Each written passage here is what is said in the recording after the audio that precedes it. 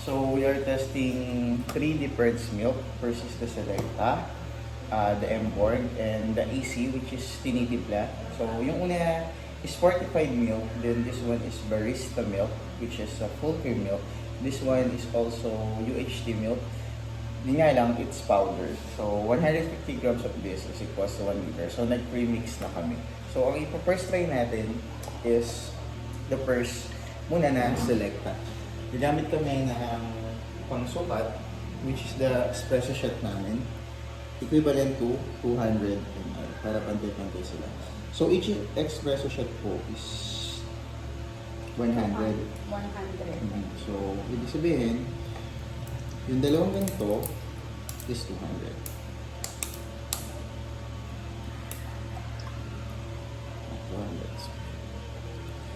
And pipili natin kung ano yung mas masarap. So, para meron kami dito clean, ayan, pang steam milk. Yung basahan namin ng pang punas. Then, next natin is the M-Borg, which is the barista milk, which is best for the, ano ba yung best sa iced coffee? Best.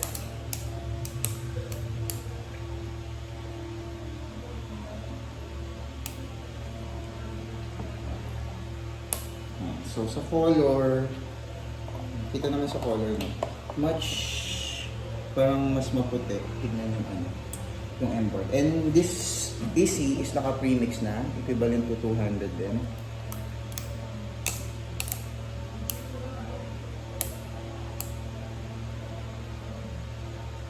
Sakto. 200. Sa color pa lang. So try natin with muna, milk. Milk itself. Milk. Bago tayo maglagay ng espresso shot. While preparing yan, prepare ko lang yung espresso shot natin, which is pre-made na. I mean, nagawa na siya kanina.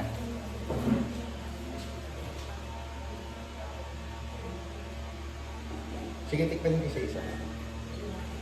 Let's try first the easy.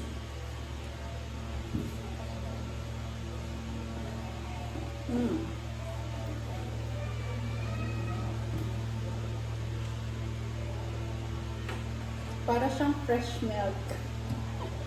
This one tastes like fresh milk. This one, the M-Borg.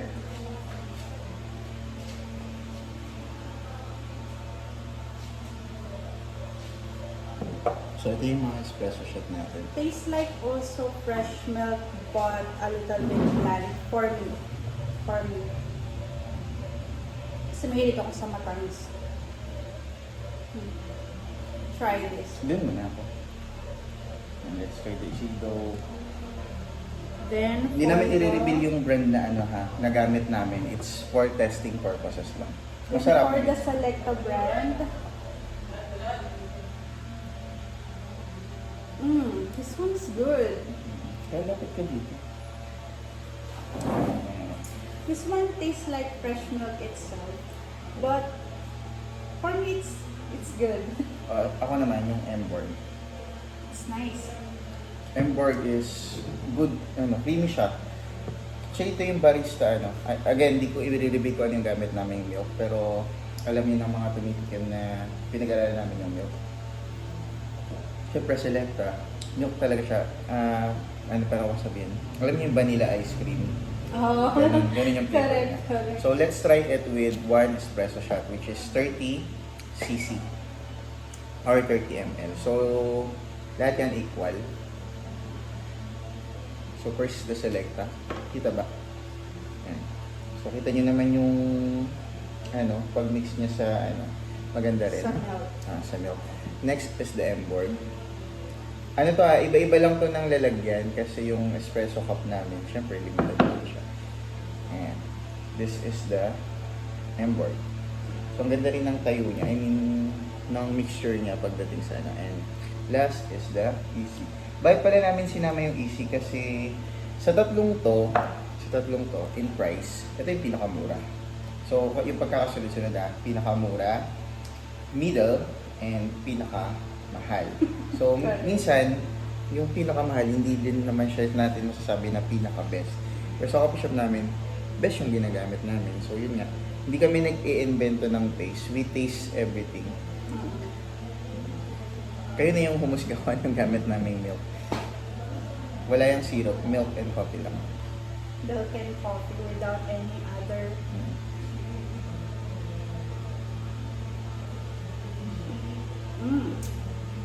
Mapait siya. Mapait siya. Para sa akin na hindi naman coffee lover, this one tastes bitter for me. Naibabaw yung lasa ng kape.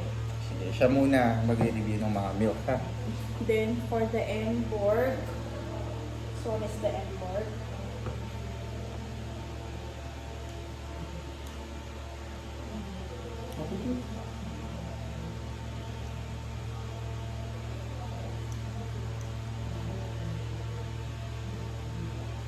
Bland siya. All you can taste is the coffee itself. Bland siya for me. Wala siyang lasa, kundi kape. Next is the Selecta. For the Selecta, Ang ganda ng tayo ng Selecta. I mean, pag sinabi kasing tayo, yung combination ng milk sa coffee, nakikita mo yung separation ng dalawa.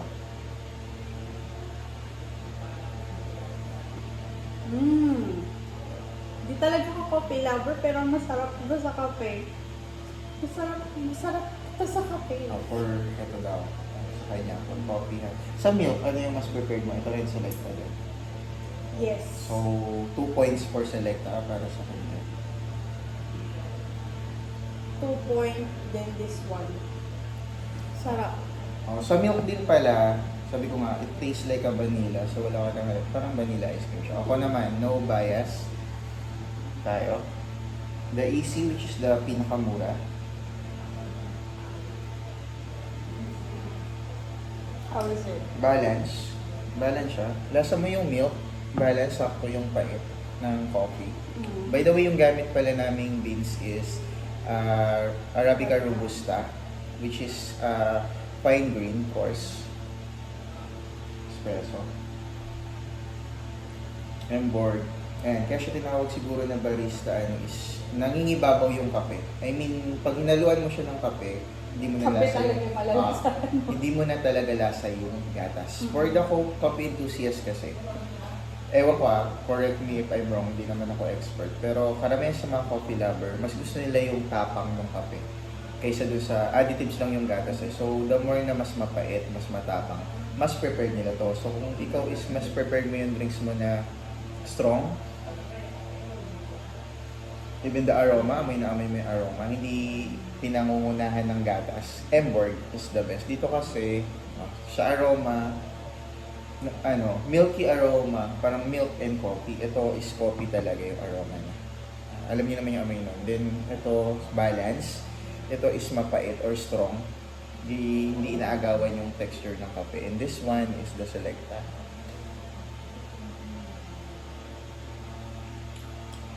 Ayun, milky. Milky, creamy, at the same time balance. Pag sinabing balance, andun yung lasa ng gatas. Pero at the same time, andun yung lasa ng kape.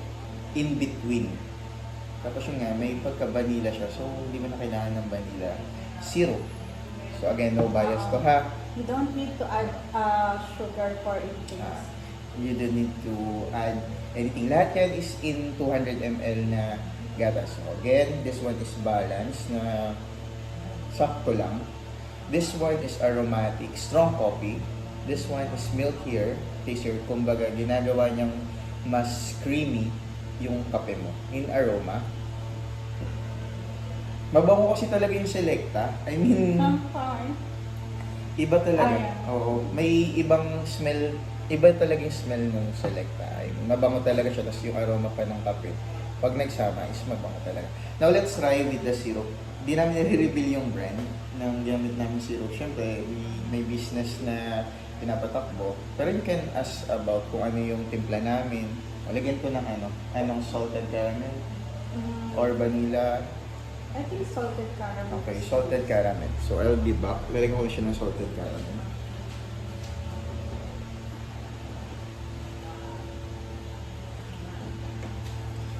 The AC.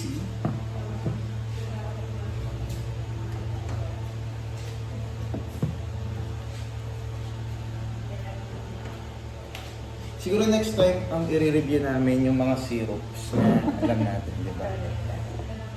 Salted caramel. Yes, salted caramel. O siya muna ulit yung magbibigay ng ano niya. That's what he said. Yeah, balance nga to. Tapos malalasahan mo talaga yung salted caramel na hinalo dito. Sarap to ah. Parang hindi talaga ako sa coffee lover pero masarap siya. Kaya ko siyang inumin. Premium kasi yung mga gamit naming sauces or For Or the did it Emborg.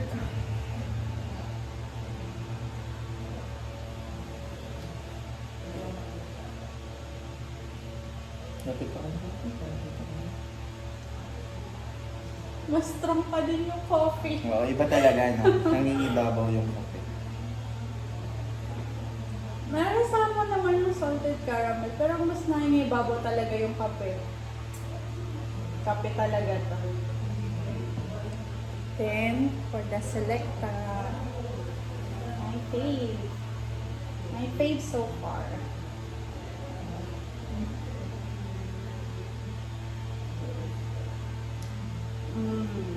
This one is good.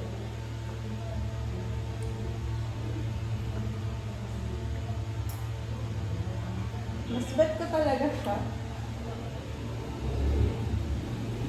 Pwede ko itong inumin. Kahit hindi ako coffee enthusiast. Disclaimer lang, yung video namin is no cuts. So, kung ano yung narinig ninyo, it's parang recorded live. So, bakit tatlo lang? Ito kasi yung selection namin na sa tingin namin is pasok dun sa mga popular. Actually, maraming kasi ng milk. May whole cream, may fresh milk. So, bakit tatlo? Kasi, una, kung gusto mo ng balance, you go for this. At pag sinabing balance, hindi nangunguna yung milk, hindi nangunguna yung kape, tapos yung aroma hindi nag-aagawan balance. Ito yun. And mura. Pasok sa budget. Then, kung gusto mo naman ng strong talaga, coffee lover ka, coffee enthusiast ka, ayaw mo nang nangunguna yung gatas, ito yung ano, for us sa lasa namin. Then, ito kasi, may mga tao na they want their coffee na creamier at the same time, it's milkier. Pero coffee lover sila. So, kagaya na sabi ko, we all have different preferences. So, kapag nakatikim na kayo sa coffee shop namin, you may say na siguro may idea na kayo kung ano yung gamit namin na milk talaga sa shop. So, ako naman yung mag-test. Which is the easy. Yeah, salted caramel. Ayun, amoy na amoy din yung aroma ng salted caramel. Aroma ba? Basta yung smell ng salted caramel. Salty, at the same time, matamis and mapait, pinagkamang sama-sama, and may milk.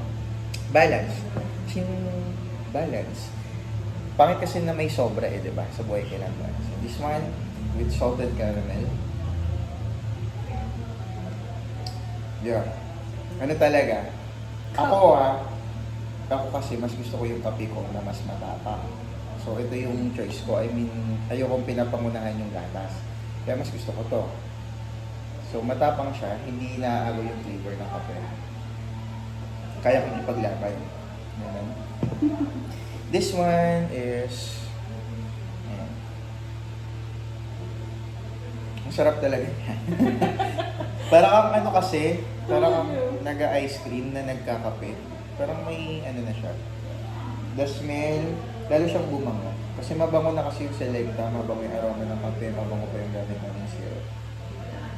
Para siya yung mga readily accessible like sa McDonald's or Jollibee when you order ko. Mukha naman, nagbanggit na ano, baka may mag-sponsor. Starbucks, mga ganun. So, ayun. So, siya muna, the verdict. Sa milk, ano yung number one sa'yo for the milk? Milk lang. For the milk, I like the Selecta itself. So, one. Then, For the, sige, second. Ano yung second? second ko is the Easy. O, di ba? Mas mura, pero hindi porket mas mura is no quality na. Then, third ko talaga si Emborg. The sugar. Ayan. Sorry. How about in coffee? With the coffee? In with espresso? coffee, Selecta pa din, Selecta. number 1. Then Easy, then Emborg. Doon naman with coffee and some syrups. Syrups. Para sa akin kasi tayo itong dalawa eh. Sa syrups. Oo. Pero mas gusto ko pa din talaga si Selecta. So, 3 points for select. Ako naman, for the milk, kung milk talaga, without any additives, dito ako sa Selecta. Masarap kasi talaga Sure. siya. Oo. Sure Selecta, ka? baka naman. For the coffee naman, coffee with milk, I'll go with the, Emborg. Ako Coffee kasi, with milk ka? oo, kasi gusto ko yung kape ko strong. Pero masarap talaga to ha. I mean, iba talaga yung lasa. Correct, Masarap talaga correct. siya. Then, for coffee and syrups, ang prepared ko, if ako tatanungin, is Emborg. Pero, Because you want strong oo, coffee. gusto ko yung strong coffee. Pero kung tatanungin, ano yung mas masarap, mas creamy, mas milky, Selecta. Again, magkakaiba tayo ng preference. So, kung ano yung masarap sa amin, Taste for yourself. Yes. See for yourself, taste for yourself. Kung naka-curious naman kayo sa gamit namin milk, edi taste it, muna kayo. taste it for yourself. But we will not reveal it for you. Siyempre, ano naman yun, pwede na ibigay yung kung ano yung sukat. Pero syempre, lahat naman ng business, there is always a secret ingredients or recipe. Pero yun nga, lahat ng ginagamit namin sa coffee shop namin, is try namin. Kami muna yung unang tumikim. At the same time, syempre, nag-trial and error din kami. So, ano na yung kape mo? Ubusin Ito, natin si yung tatlo. Easy. Ha? Hindi mo na-review si Easy. Ay, nireview ko siya. Ito is powder, ha? So, Powder for Oh, powder. accessible to sa market. Accessible siya sa market. Ang 150 grams nito is equals to 1 liter. So, ang isang plastic is 1 kilo. So, sa 1 kilo, makagawa ka ng almost 6.5 liters. Parang ganun. May na ako sa math. Kaya na lang mag-convert. But for the three, which one do you prefer? Sa coffee ko, yung mismo ako yung makakakonvert. Overall, Kung overall, yung sarap, yung creaminess, is ito, si Selecta. Pero kung ako, then next, Emborg. Emborg. Okay. Then ito. Mismo si Easy. O syempre, magtitimpla ka pa bago ka makapagkape, nag-espresso machine ka na, di ba? Gusto mo pagkatas ng espresso, is ibubuhos mo na lang yung milk. It could be hot, it could be cold. Yeah. Oh. Pero yun nga, I prepared my coffee strong, not creamy or milky, so I choose this. But more people prepared nila milkier, the other is bitter or strong. So, nasa inyo pa rin yan. So, the final verdict is sa tatlo. Top 1. Selecta. Selecta lang. Selecta. So, hati yung opinion. Sige, selecta na lang din kasi kung ano yung gusto ng misis, yun tayo, di ba? Happy wife, happy life. So, yun lang. Feeling vlogger. Pero sa Facebook lang naman ito i-upload. Para lang magka-idea kayo. So, that's it. Salamat sa pakikinig ng mga walang kakwenta-kwentang review. Wala lang kaming mag-up. Hindi. Pero at least, di ba, nagka-idea kayo sa kung anong milk yung ginagamit namin. So, yun lang. Bye-bye. Bye. I'm Mel. And Confidential. my wife, Esha. So, thank you. Bye-bye. Bye.